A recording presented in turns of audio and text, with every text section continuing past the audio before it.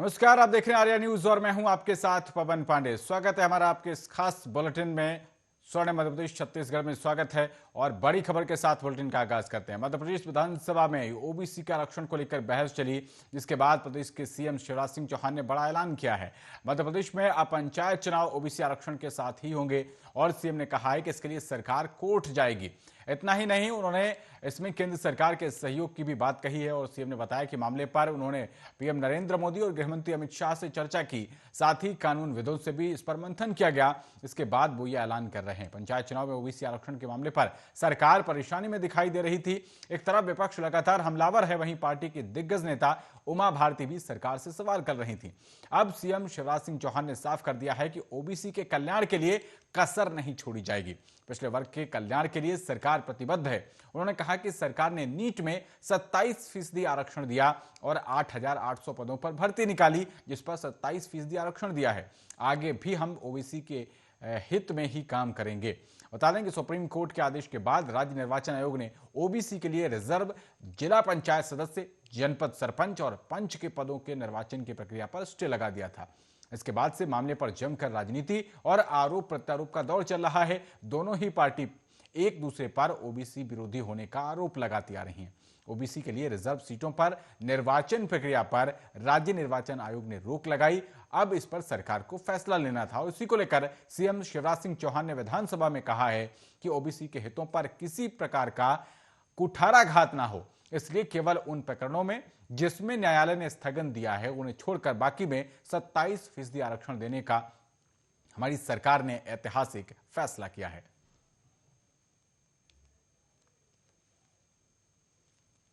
आपने कहा, हमने क्या किया, मैं वो भी बता देता हूं।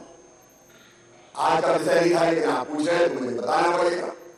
माननीय अध्यक्ष महोदय, ओबीसी के हितों पर किसी भी प्रकार का कुठाराघात ना हो, इसलिए हमारी सरकार ने निर्णय लिया कि केवल उन प्रकरणों में ओबीसी आरक्षण जिनमें न्यायालय ने स्थगन दिया है उनमें 14% रहेगा, लेकिन जिनमें स्थगन नहीं दिया उनमें 27% आरक्षण देने का ऐतिहासिक फैसला हमने किया। और उसके उदाहरण भी मैं आपको बताना चाहता हूं। माननीय अध्यक्ष महोदय, हाल में हमने 8,828 पदों पर भर्ती की है और मुझे कहते हुए गर्व में 27% आरक्षण हमने दिया है, शासकीय नौकरियों में भर्ती कर दिया। राज्य सरकार दिसंबर 2021 से 2022 में भी 23,000 से अधिक पदों के लिए भर्ती परीक्षाएं आयोजित करने जा रही है, उनमें भी 27% आरक्षण का लाभ मिलेगा। तो मध्य प्रदेश के सीएम शिवराज सिंह चौहान ने इस दौरान अपनी सरकार की पीठ खुद ही थपथपाई। उन्होंने कहा कि हमारी भाजपा सरकार की सदैव से ये नीति रही है कि सामाजिक न्याय, सामाजिक समरसता के साथ हर समाज को साथ में लिए आगे बढ़ते जाना। इसलिए चाहे मामला ओबीसी, अनुसूचित जाति जनजाति का हो या सामान्य वर्ग के कल्याण का, 10% आरक्षण का लाभ दिया तो बीजेपी ने दिया।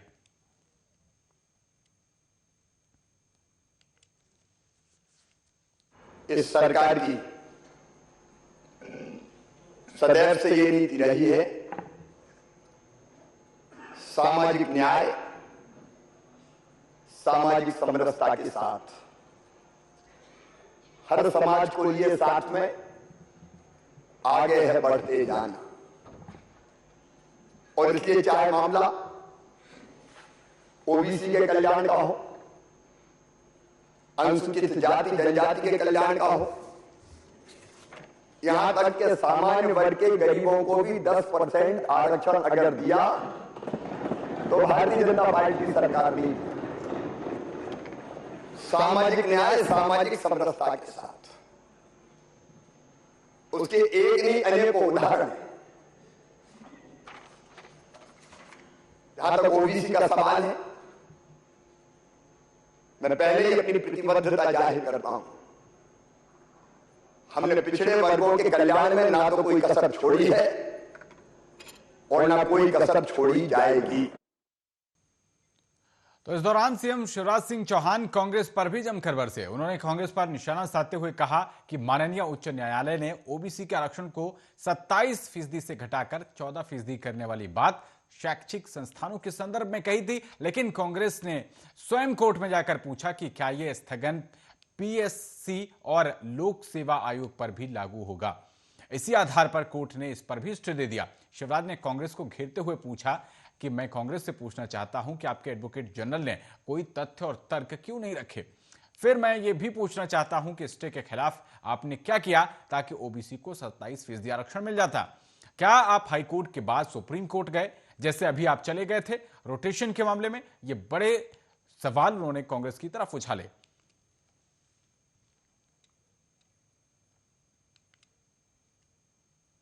मैं बड़ी दुख के साथ कहना चाहता हूं, एक और महत्वपूर्ण तथ्य है, सदन भी जाने और सदन के माध्यम से प्रदेश की जनता भी जाने।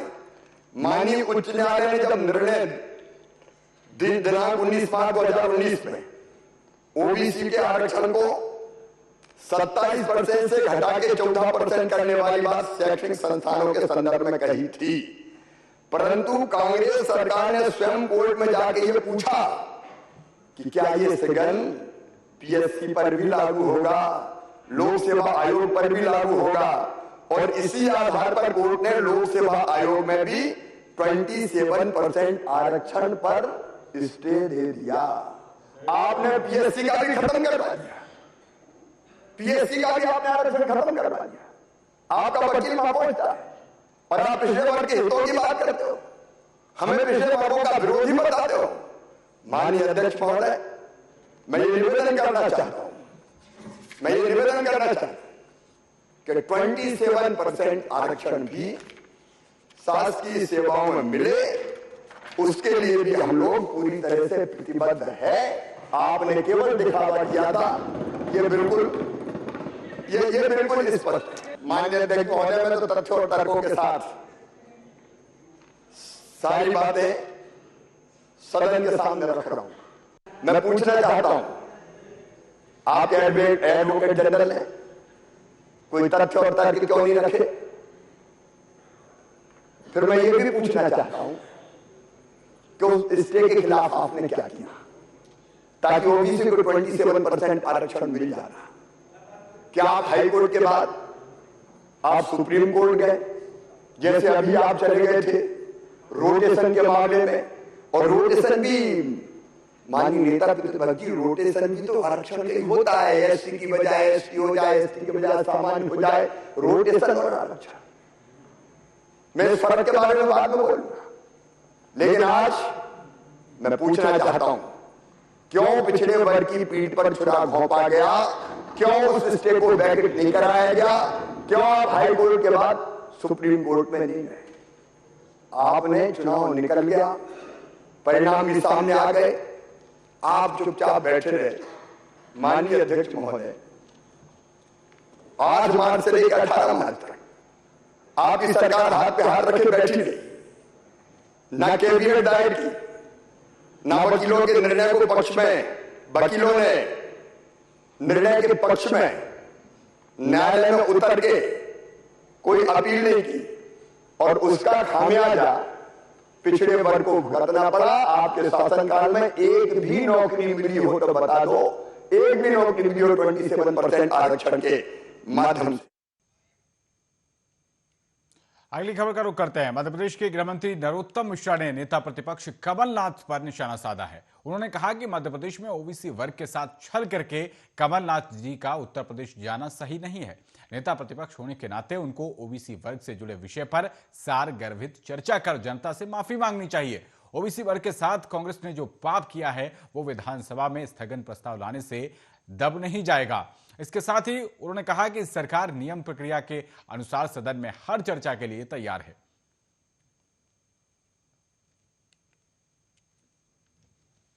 उत्तर प्रदेश में है क्या, अब ऊपर से आदेश आया होगा तो निश्चित रूप से जाएं, पर मेरे ख्याल से इस प्रदेश के ओबीसी के साथ छल करके ऐसे जाना ठीक नहीं है। नेता प्रतिपक्ष है वो, और महत्वपूर्ण विषय उन्होंने प्रदेश में उनकी पार्टी के लोगों ने उठा दिया है, उस पर सारगर्भित चर्चा करें और जनता से क्षमा मांगे। मध्य प्रदेश में रह के तो ज्यादा स्थगन लाने से कांग्रेस के लोगों के द्वारा जो ओबीसी वर्ग के साथ पाप किया है वो तो दब नहीं जाएगा। ऐसा जघन्य काम किया है। लोकतंत्र के अंदर हम जनता की अदालत को सबसे बड़ी अदालत मानते हैं। चुनाव में क्यों नहीं गए जनता की अदालत में? वहां से जीत के आते, न्यायालय में पहुंच गए और सारे के सारे परिदृश्य को बदल दिया। अब बात मांग करेंगे स्थगन की। सरकार नियम प्रक्रिया से जो भी चर्चा चाहेंगे, हर चर्चा के लिए तैयार है। आज हाई कोर्ट में फिर सुनवाई। निश्चित रूप से आगे बढ़ते हैं और कोरोना का हाल आपको बताते हैं। मध्य प्रदेश के गृह मंत्री, जिनके पास स्वास्थ्य मंत्रालय का भी प्रभार है, नरोत्तम मिश्रा ने सूबे में कोरोना की स्थिति के बारे में जानकारी दी। उन्होंने कहा कि कोरोना वायरस के नए वेरिएंट ओमिक्रॉन के 2 संदिग्ध मामले सामने आए हैं, जिनके सैंपल इंदौर से लेकर जांच के लिए दिल्ली भेजे गए हैं। नरोत्तम मिश्रा ने यह जानकारी यहां मीडिया से चर्चा के दौरान दी और बताया कि इससे पहले विदेश से आए 6 संदिग्धों के सैंपलों की जांच को लेकर उन्होंने बताया कि सभी की जांच रिपोर्ट आ गई है और इसमें गंभीर किस्म का कोई भी मामला नहीं पाया गया है। आपको बता दें कि नरोत्तम मिश्रा ने कहा है कि पिछले 24 घंटों के दौरान प्रदेश में कुल 23 नए मामले सामने आए हैं, तो वहीं 19 लोग ठीक होकर अपने घर वापस गए हैं। उन्होंने बताया कि इस दौरान 53,556 लोगों के सैंपल लिए गए हैं।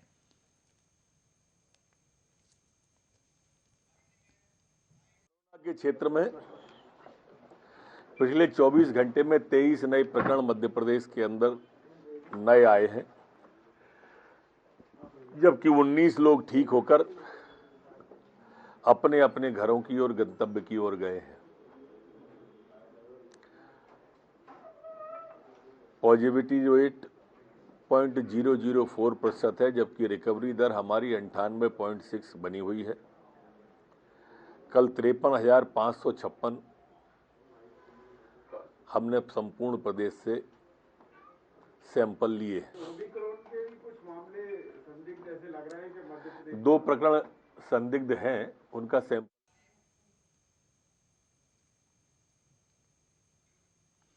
बुलेटिन में आगे बढ़ते हैं। छत्तीसगढ़ के मुख्यमंत्री भूपेश बघेल ने कल पूर्व कांग्रेस अध्यक्ष राहुल गांधी से मुलाकात की और सूत्रों के मुताबिक इस दौरान आगामी 2022 के यूपी चुनाव की तैयारियों के संबंध में चर्चा की गई। उधर उत्तर प्रदेश के चुनावों के लिए पार्टी के एक वरिष्ठ पर्यवेक्षक के रूप में बघेल ने चुनाव के लिए पार्टी के रोडमैप पर भी चर्चा की। चुनावी तैयारियों में छत्तीसगढ़ कांग्रेस के नेताओं की संलिप्तता पर भी विचार किया गया और सीएम बघेल के करीबी सूत्रों के मुताबिक सबसे खास बात यह निकलकर सामने आई है कि छत्तीसगढ़ में कैबिनेट फेरबदल की चर्चा भी इस दौरान की गई है। बताया जा रहा है कि मुख्यमंत्री कैबिनेट में कुछ नए चेहरों को मौका देने को लेकर तैयार हैं। अब कांग्रेस शासित राजस्थान और पंजाब में कैबिनेट फेरबदल के बाद लोगों को यह लग रहा है कि क्या छत्तीसगढ़ में भी जल्द ही इस पर काम किया जाएगा। जून में जैसे ही कांग्रेस के नेतृत्व वाली सरकार ने अपना आधा कार्यकाल पूरा किया तो 2.5 साल के फॉर्मूले की अटकलें सामने आई कि सीएम बघेल को सरकार के बाकी कार्यकाल के लिए बदल दिया जाएगा। पिछले कुछ महीनों में राष्ट्रीय राजधानी दिल्ली के कई दौरों के बाद भी आखिरकार यह तय नहीं हो पाया है और 12 नवंबर को सीएम भूपेश बघेल ने उस दिन कांग्रेस प्रमुख सोनिया गांधी से मुलाकात की, जब पार्टी नेता सचिन पायलट को गांधी से मिलने और कैबिनेट फेरबदल पर चर्चा करने के लिए बुलाया गया था। छत्तीसगढ़ में संभावित कैबिनेट फेरबदल की खबरों पर प्रतिक्रिया देते हुए कांग्रेस के मीडिया समन्वयक सुशील आनंद शुक्ला ने बताया है कि छत्तीसगढ़ पंजाब और राजस्थान राज्यों से अलग है, क्योंकि राज्य सरकार विधानसभा में बहुमत के साथ, करीब 3/4 बहुमत के साथ बनी हुई है। अधिकांश राजनीतिक नेताओं का मानना है कि सीएम बघेल पिछड़े वर्गों का चेहरा है और उन्हें उत्तर प्रदेश विधानसभा चुनाव से पहले एक ओबीसी पासर बॉय के रूप में धकेला जा रहा है। ऐसे में रिपोर्टों के मुताबिक पार्टी आलाकमान ने राज्य के युद्धरत गुटों को 2022 के यूपी चुनाव खत्म होने तक सभी शिकायतों को दूर करने के लिए कहा है।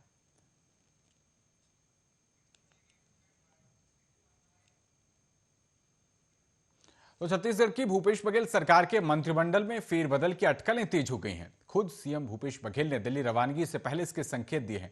सीएम बघेल ने कहा था कि हाईकमान के निर्देश के बाद ही मंत्रिमंडल में बदलाव होगा। ऐसी चर्चाएं हैं कि अब स्वास्थ्य मंत्रालय संभाल रहे टीएस सिंहदेव को सरकार में अहम जिम्मेदारी दी जा सकती है और चर्चाएं ये भी हैं कि मंत्रिमंडल में बदलाव के तहत 3 से 4 मंत्रियों की छुट्टी भी हो सकती है। वहीं टीएस सिंहदेव के करीबी जो नेता हैं उनको मंत्रिमंडल में जगह दी जा सकती है। इसे सीएम भूपेश बघेल और टीएस सिंहदेव के बीच का ये पड़ला बराबर करने की कोशिश के तौर पर देखा जा रहा है। हालांकि बदलाव के पीछे कुछ मंत्रियों के कामकाज और संगठन की नाखुशी भी वजह हो सकती है।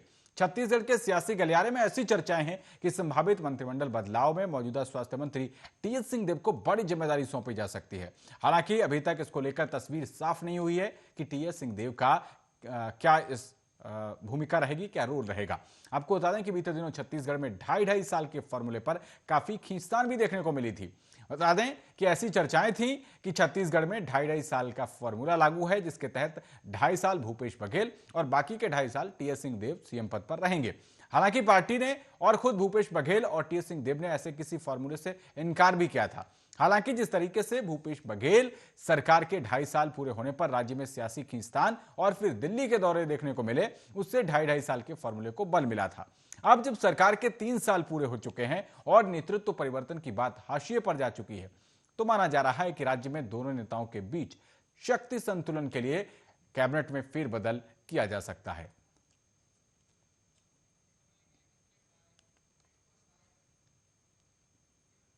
तो छत्तीसगढ़ में कल सुबह नक्सलियों की एक बड़ी साजिश नाकाम हो गई। यहां के दंतेवाड़ा में सुरक्षा बलों की टुकड़ी पर नक्सलियों ने आईईडी ब्लास्ट किया है। राहत की बात यह रही कि इस ब्लास्ट में कोई बड़ा नुकसान नहीं हुआ। हालांकि एक जवान मामूली रूप से जरूर घायल हो गया। दंतेवाड़ा एसपी ने बताया कि नक्सलियों का इरादा बड़ा हमला करने का था। इसके लिए उन्होंने आईईडी का इस्तेमाल किया था। एसपी अभिषेक पल्लव ने बताया कि यह हमला सुबह के करीब 8 बजे के आसपास किया गया और उस समय सभी जवान बोडली कैंप से करियामेट की ओर ऑपरेशन के लिए निकले थे और कैंप से करीब 650 मीटर की ही दूरी पर नक्सलियों ने आईईडी विस्फोट किया, जिसमें एक जवान घायल हो गया। अन्य सभी जवान सुरक्षित बताए जा रहे हैं और एसपी अभिषेक पल्लव ने यह जानकारी दी है कि तलाशी के दौरान मौके पर से 4 जिंदा आईईडी बम भी बरामद हुए हैं। मामले की विस्तृत जांच की जा रही है।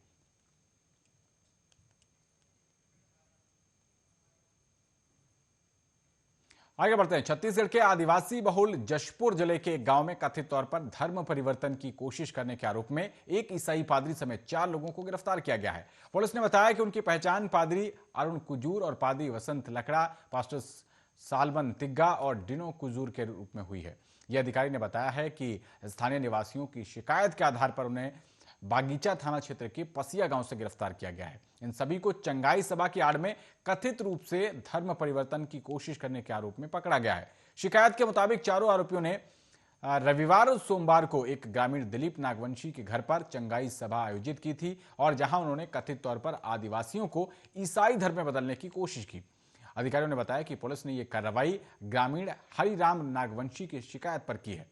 अधिकारियों ने यह भी बताया कि नागवंशी ने पुलिस में शिकायत दी थी कि इस महीने की 20 तारीख को ईसाई समुदाय के पादरी और पास्टर गांव के दिलीप नागवंशी के घर चंगाई सभा का आयोजन कर ईसाई धर्म का प्रचार कर रहे थे और जब अन्य ग्रामीण दिलीप के घर सभा में पहुंचे तब वहां महिलाओं और बच्चों समेत करीब 50 लोग इकट्ठा थे। पादरी और पास्टर वहां मौजूद लोगों से हिंदू धर्म छोड़कर ईसाई धर्म अपनाने के लिए कह रहे थे। अधिकारियों ने कहा है कि चारों के खिलाफ आईपीसी की धारा 295 है, जिसमें कि जानबूझकर और दुर्भावनापूर्ण कृत्य या फिर किसी भी वर्ग की धार्मिक भावनाओं को, उसके धर्म या धार्मिक विश्वासों का अपमान करने का इरादा, और इसी के साथ आईपीसी की धारा 34 की सामान्य मंशा के रूप में आती है और छत्तीसगढ़ धर्म स्वतंत्रता अधिनियम की धारा 4 के तहत मामला दर्ज किया गया है।